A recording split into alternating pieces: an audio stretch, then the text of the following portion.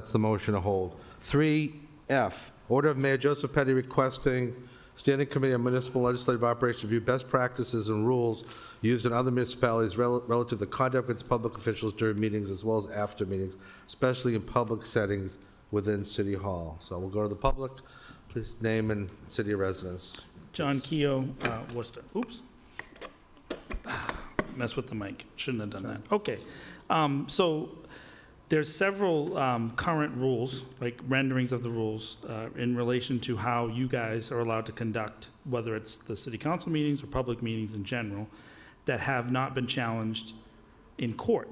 However, in other municipalities, they have been challenged in court and have been overturned, including in Shrewsbury, where a counselor there or a select person there expressed themselves in a very emotional way using profanity. I think it was Southborough. Southborough, you're right, Southborough. So in this particular case, you're allowed to do that legally, but we have a rule on the books that prevents it, right? Decorum prevents currently if Councilor Hayter would like to swear at you right now, right? And I'm not saying that you would, but maybe there would be a chance for that during an expression of passion. So this review of the rules seems to be related, again, to a specific incident. And I would like to remind the council and this committee that the rules that are on the book, your job is to review the rules. Several of the rules are probably constitutionally questionable and have been proven so by the Supreme Judicial Court of Massachusetts for other municipalities recently. And so this opens the door, I think, to a further review, which is something you've talked about doing here anyways, maybe leading to a grander charter review. We shouldn't put ourselves in the position to being sued, right, by someone who happens to be upset that day and decides to challenge a rule. Well, let me just stop you one second. Sure. I'm going to give you as much time as you want. Regardless of the constitutionality, which is extremely important, I'm not being dismissive of it.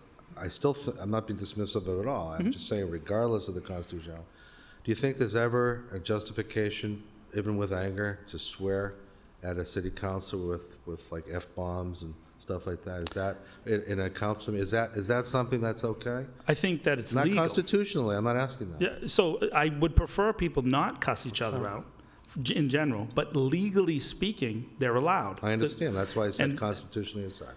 But right now, we currently have a situation in the city council in Worcester and in other bodies here where we're not practicing constitutional law by creating a set of rules that prevent people from doing so.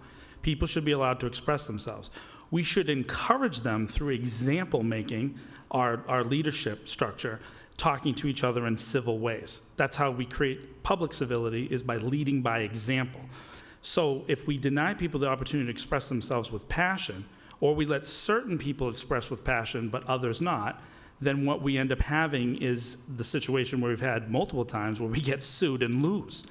And so I don't want my tax dollars going towards lawsuits on a regular basis because the rules that currently exist. So within the context of this review, best practices that Mayor Petty is asking this committee to undertake, I think that we should talk about some of the rules on the books within that are unconstitutional now between councilors. You are allowed to cuss each other out if you so choose, legally and constitutionally, and the rules of the charter should reflect the Constitution of the United States, and they do not currently do so.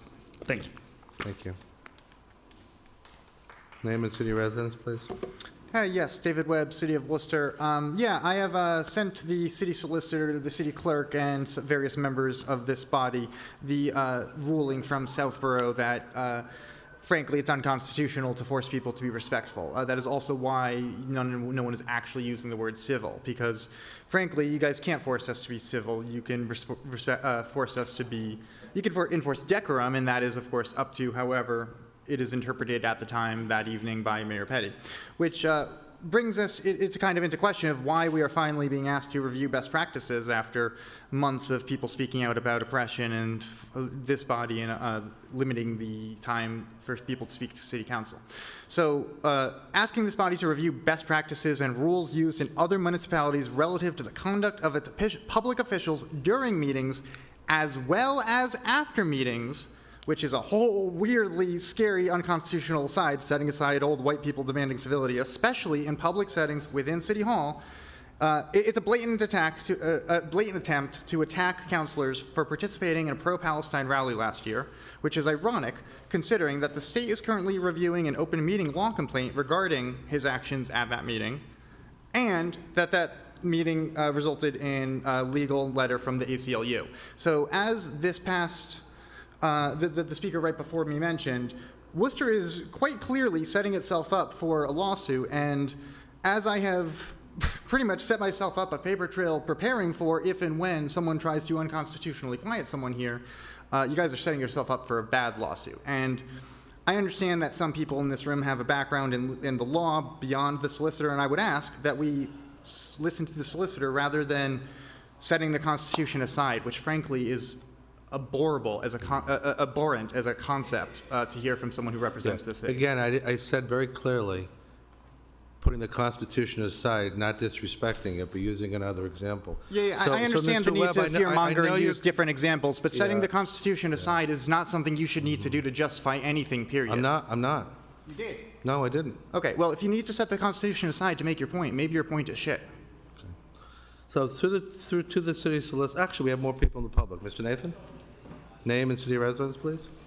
Fred Nathan Worcester. You know, considering what I have witnessed over the last 4 to 5 months, I think most of the council have been civil. There have been other members who haven't been civil and who have led to problems. So, Okay, thank you. Anybody online? Through the chair, it does not look like there are any residents online at this time. So I think what I'll do, let's go to a chairman's order, but I think the chairman's order might be duplicitous of what 3F asked for, but first I'll ask my colleagues.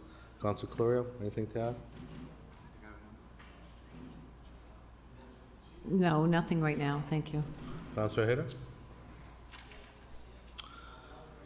So, 3F says, Order of Mayor Joseph Petty requests Standing Committee on Municipal Operations to review best practices and rules used in other municipalities relative to conduct with public officials during meetings, as well as after meetings, especially in public settings within City Hall. So to our city solicitor, would we be able to request a report regarding that for a future meeting? Yes, of course. We can provide that. So my motion then would be to approve that order with the expectation that there'll be a report at some reasonably future meeting. You take a roll call, please? Councilor Ojeda? Yes. Councilor Clorio? Yes, And Chairperson Councilor Bergman? Yes. Councilor 3G, Order of Mayor Joseph Petty requests Standing Committee on Municipal Legislative Operations hold a public hearing relative to public officials using remote participation in City Council and Standing Committee meeting that includes a review of any potential limitations and/or options associated with participating in such meeting, in such a manner. 3G. Mr. Webb, name? Yes, and city David Webb, residence? City of Worcester. Just like item 3F, Mayor Petty asking this body to hold a public hearing about public officials, specifically that you review potential limitations, and for some reason it doesn't ask you to review potential benefits. This petition is such an example of what is wrong with Worcester. You guys don't try to fix problems. You don't try to resolve problems. You don't try to make anything better. You try to make it easier to do your own jobs. If this petition could be it could be written in a way that seeks benefits or perks or ways to help constituents, to make Worcester better, to improve the city, but that is not what it does. It seeks to attack a specific councilor that has made it difficult for Mayor Petty to maintain the problematic status quo. Anybody else in the public? Anybody online? Through the chair, it does not look like there are any members online of the public online at this time. Thank you. Any comments? Councilor Clorio, Councilor Hayda?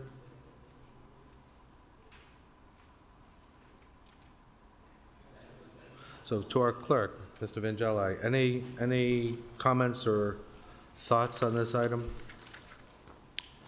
Through the chair to the committee, I don't have any comments on this. Isn't this somewhat tied to the item regarding Attorney General's making some decisions on the limitation of Zoom to our city solicitor? 3A and 3G seem like they're somewhat tied together.